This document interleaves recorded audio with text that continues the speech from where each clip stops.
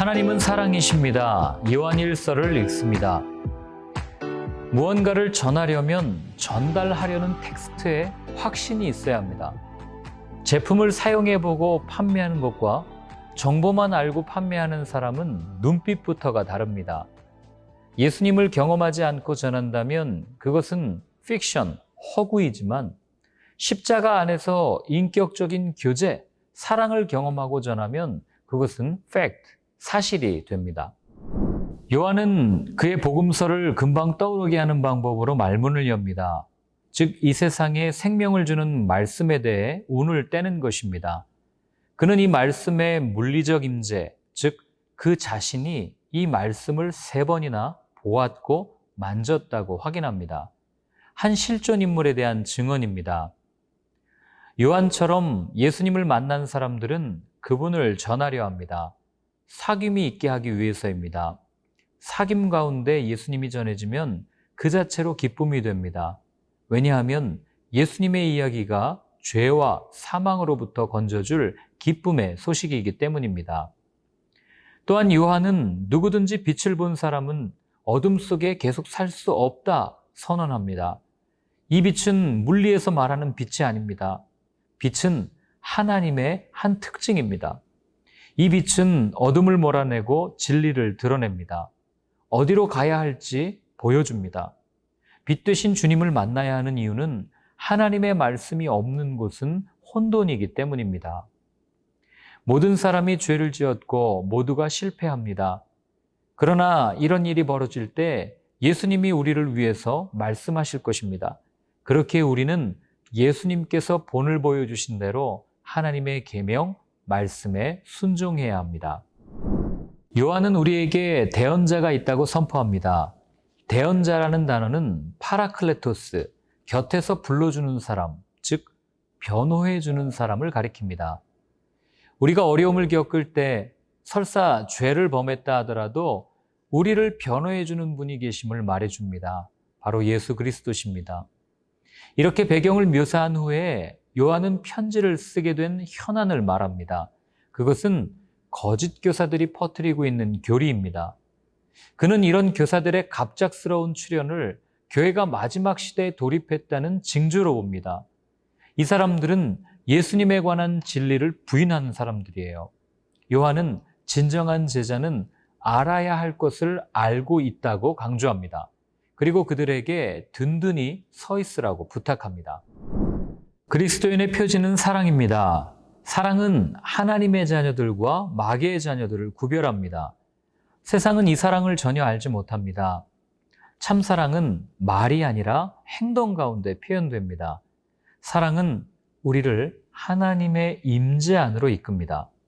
또한 사랑은 하나의 시금석입니다. 누가 하나님을 아는지 모르는지를 알려줍니다. 사도는 같은 말을 반복합니다. 사랑, 사랑, 사랑. 그러나 이 말은 의미 없는 주문이 아닙니다. 사랑은 진실한 행동과 진정한 관계 속에서 표현됩니다. 요한은 말이나 혀로 사랑하지 말고 행동과 진실함으로 사랑합시다라고 권면합니다. 그것이 진리 안에 거하는 삶이라고 당부합니다.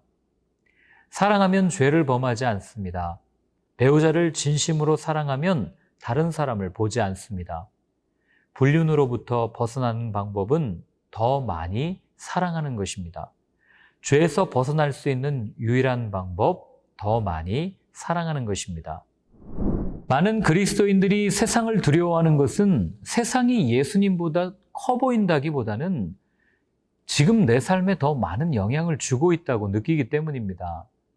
요한은 우리에게 우리 안에 계신 예수님께서 세상을 이기셨고 또한 예수님께서 잠시 동안 세상의 주관자인 마귀보다 더 크다고 선포합니다.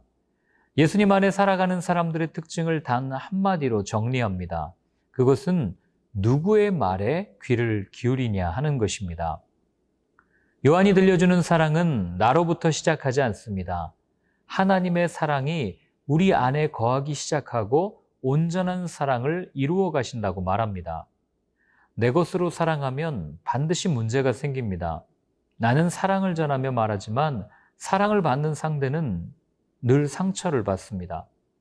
예수님을 만나야 사랑할 수 있습니다. 그 사랑을 받아야 전할 수 있게 됩니다. 우리 안에는 사랑에 대한 실체가 없기 때문입니다. 예수님의 사랑을 접해야 십자가의 고통도 두려워하지 않고 사랑할 수 있습니다. 온전한 사랑만이 두려움을 내어쫓습니다. 예수님을 믿는 자는 모두 하나님의 자녀입니다. 이 사랑은 순종으로 표현됩니다. 요한의 말처럼 하나님의 계명은 따르기 어렵지 않습니다. 매일 하나님의 방법을 선택할 때 우리는 세상을 이깁니다. 요한은 물과 피로 임하시니 증언하는 이가 셋이니 성령과 물과 피, 이 셋은 합하여 하나라는 다소 복잡한 것을 말합니다. 이렇게 이해하기 어려운 이 말씀은 예수님의 세례와 십자가 희생에 관한 것입니다. 즉 요한은 하나님이 세례시 예수님께 몸을 입혀주셨다가 죽음 직전에 걷어가셨다고 가르치는 이단들을 반박하고 있는 겁니다. 그들은 예수님께서 세례를 받을 때 물을 통과하셨을 뿐 죽음을 통과하시지는 않으셨다 말합니다. 그러나 요한은 요단강에서 세례를 받은 바로 그분이 조롱과 십자가를 참아내신 예수님임을 확증합니다. 속임수나 대체물은 없다는 겁니다.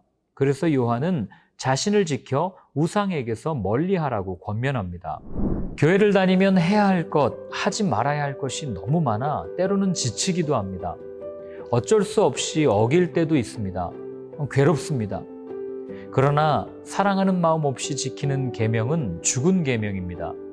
종교인이 되는 지름길이자 가식과 위선의 세계로 초청하는 초청장입니다. 진정한 계명은 형제 사랑의 계명입니다. 생명을 살리기 위해 수고합니다. 그것이 빛 가운데 거하는 사람의 모습입니다. 그렇습니다. 사랑, 그것이 전부입니다.